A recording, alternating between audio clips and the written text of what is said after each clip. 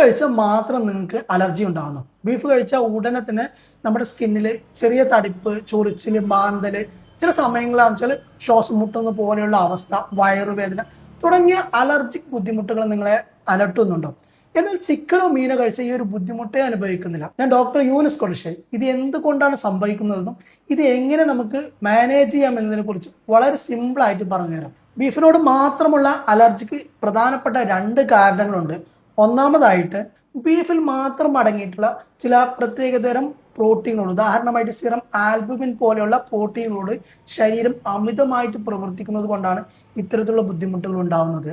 അടുത്ത കാരണം ഏറ്റവും സാധാരണയായി സംഭവിക്കുന്നത്, ഇത് പ്രധാനമായിട്ട് ബീഫ്, പോർക്ക് പോലെയുള്ള റെഡ് മീറ്റുകൾ കഴിക്കുമ്പോഴാണ് ഈ ഒരു അലർജി ബുദ്ധിമുട്ട് ഉണ്ടാകുന്നത്. ഇത് പ്രധാനമായിട്ടും റെഡ് മീറ്റുകൾ കാണപ്പെടുന്ന ഒരു പ്രത്യേകതരം ഷുഗർ മോളിക്യൂളിന്റെ ഭാഗമായിട്ടാണ് ഈ ഒരു അലർജി ഉണ്ടാകുന്നത്. സാധാരണയായിട്ട് നമുക്ക് ചെല്ല് കടിക്കുമ്പോഴാണ് ഈ ഒരു ഷുഗർ മോളിക്യൂൾ നമ്മുടെ ശരീരത്തിൽ ഉൽപ്പാദിക്കപ്പെടുന്നത്.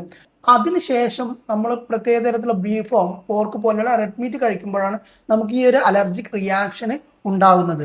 മറ്റു ഫുഡ് അലർജികൾ വ്യത്യസ്തമായി ബീഫ് കഴിച്ചാലുള്ള അലർജിക്ക് ഒരു പ്രത്യേകതയുണ്ട്. കാരണം ബീഫ് കഴിച്ച ഉടനെ ഇതിന്റെ ലക്ഷണം കണ്ടു തുടങ്ങണമെന്നില്ല.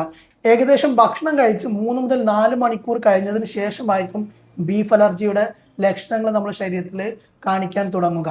പ്രധാനമായും നമ്മുടെ സ്കിന്നിൽ ചില തടിപ്പുകൾ, ചൊറിച്ചിലുകൾ, അതേപോലെ വയറുവേദന, വയറിളക്കം, ഛർദി തുടങ്ങിയ ബുദ്ധിമുട്ടുകളായിരിക്കും നമുക്ക് അനുഭവപ്പെടുക.